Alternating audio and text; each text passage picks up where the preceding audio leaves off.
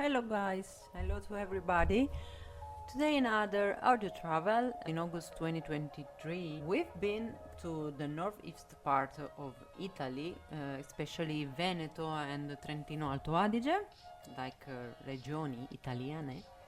So, as always, I let you the itinerary, Google and GPX itinerary. So, from San Vendemiano, before San Boldo Pass, to Lagundo, so to the fourth brewery. For the rest of our trip, we took the highway because it was faster, and so you will not find it in the itinerary. At least, from where you live, it's easier for everybody.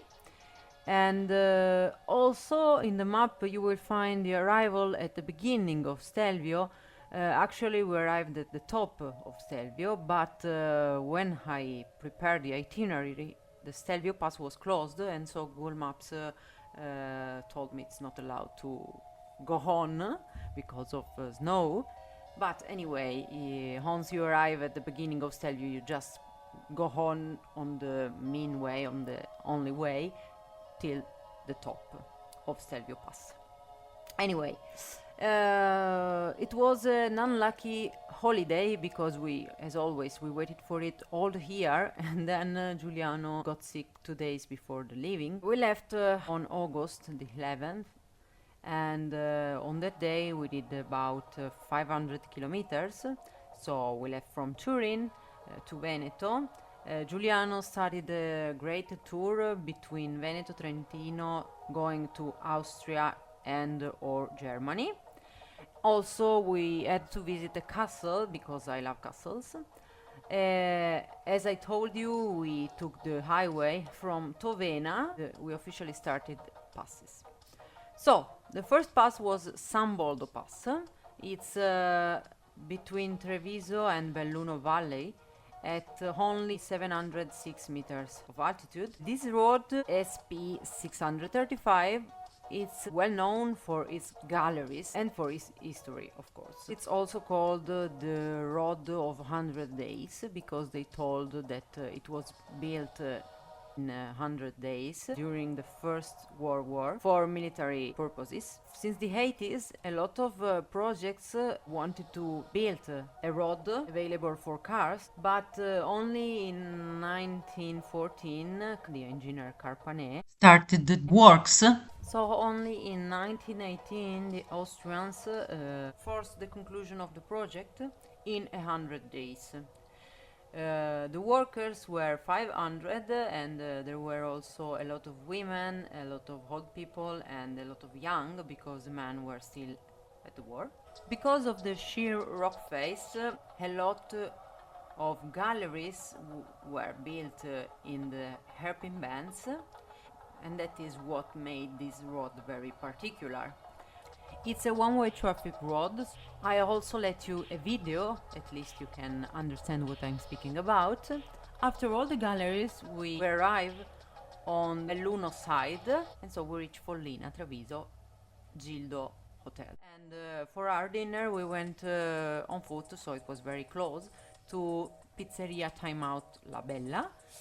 The day after, 11 of August, we did around 200 kilometers, so we left from the hotel, we had a breakfast at Covolo, and then we started going to Passo del Brocon, so going through Veneto to Trentino. Brocon Pass is in Trento province at 1616 meters high, and it's an alpine pass that connects Vanoy Valley with Tesino upland. On the top you will find a monument that the Habsburg decided to put there celebrating the road, but that then became a monument to the Alpines that were killed during an avalanche.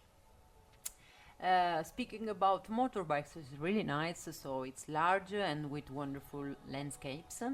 Once you arrive on the top, there are a couple restaurants. We chose one, and I took the plate from Trentino that I couldn't eat since many years, so spatzel, really, really good.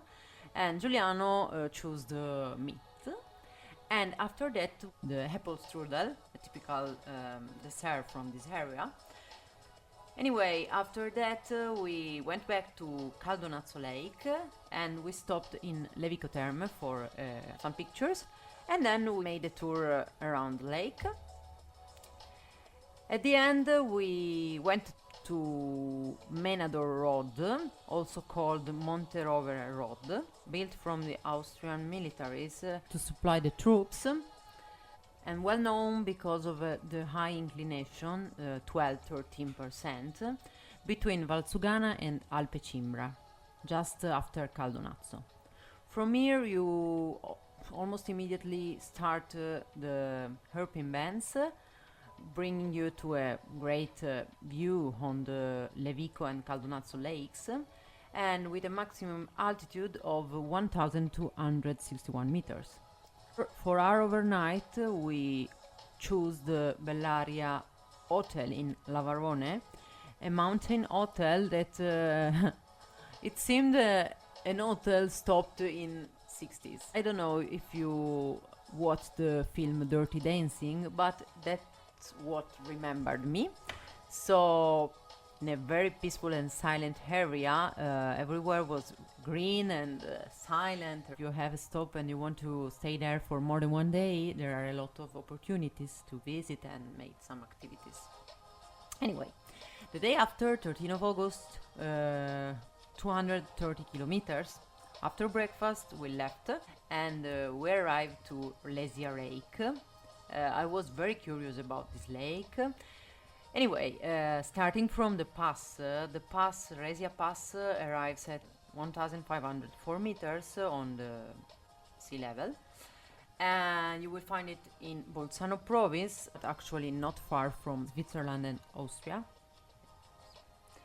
It's an alpine pass that connects Tirolo and Alto Adige. The road is huge and with large bends, and the landscape was really different from any other pass we saw in that area especially, but was really nice. It remembered me the Langhe in Piedmont, but with more mountain landscapes, of course. It's very important and well known in tourism because of the lake, so RESIA Lake. Why is RESIA Lake so important? Because of the submerged bell tower. RESIA Lake was an artificial alpine lake at 1,498 meters altitude. It is possible to see and to walk around the whole bell tower. During the winter also it's possible to walk on the freezed lake, arriving at the bell tower on foot. A legend says that during winter days it's still possible to hear the bells ringing. Actually, it's not possible because the bells are not more there, but because of these legends that the lake and the bell tower are still famous. The bell tower is in what was the Couronne country, but because of some works for a dike, it was blown up and transferred to the place that took the name of Couronne Venosta. So RESIA and Couronne Lake changed, and the actual RESIA Lake is the union of the two original ones. We arrived in San Valentino alla Mutta country, and we stopped there across the lake to eat lunch at the snack bar Robbie Keller. Finally, I could find canederli, another speciality of the place, and I wanted to eat them again, and so finally I could. And after that we arrived at the lake, and it was very difficult but found a place to park. And then we had a tour around the bell tower. I expected a lot from this place, but I really liked it. And so at the end we leave again to Stelvio.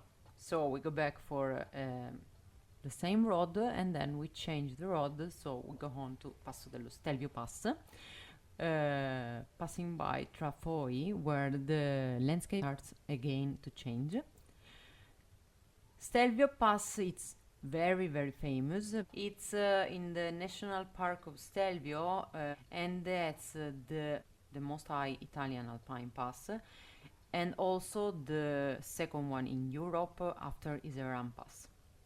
It has an altitude of 2,758 meters, and it's in Retiche Alps, so between Trentino and Lombardia. The well-known road that connects Bormio and Prato allo Stelvio has 88 hairpin bends, so 48 on the Trentin side and 40 on the side of Lombardia. Since 1956 it's called Cima Coppi in every edition of the Giro d'Italia, because it's the highest point of the tour, and that's why you will find everywhere the writing Cima Coppi. Arriving on the top, there are some bars and souvenir shops, very expensive, I don't know, but a magnet was around 8 euros, so it's crazy. Giuliano was getting worse, and so we decided to going back looking for an hotel, and we go back on the same side, and then from Gomagoi we change our road and we go to Alpina residence in Solda at 1906 meters altitude. Solda is a really nice small city in Val Venosta. We enjoyed it, and it was full of activities even during summer.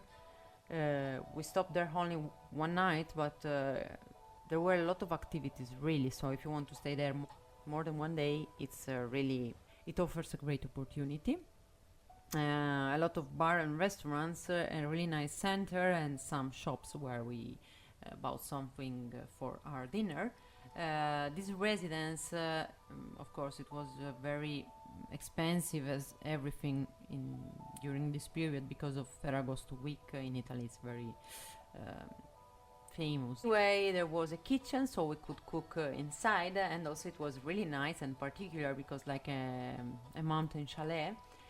Actually, if you want to stop there more than one day, it's not bad, because it's cheaper than an hotel. But if you don't have sheets and towels, maybe an hotel would be better. On the 14th of August, I decided to go back home because Giuliano was getting worse and worse, and so we took again almost the same road to Merano, and we stopped in Moserspeck Ward shop. We didn't like it actually, and we stopped in Lagundo at the Braugarten Forst. And it's really nice. It's a brewery with an open air garden where you can eat typical plates and dishes, and it's and also the staff has typical clothes. A free and very huge park just for the brewery, and there are also a shop, and you can also visit the brewery. The itinerary I let you arrive here, because after that we took again the highway A22 and then A4, and we arrived in Turin. So a very short holidays, but really really nice, and especially with very important passes and a new area we discovered with motorbikes. Be careful in winter, because it may be closed, of course, because of snow, but if you went there on summer, let us know please. Bye bye.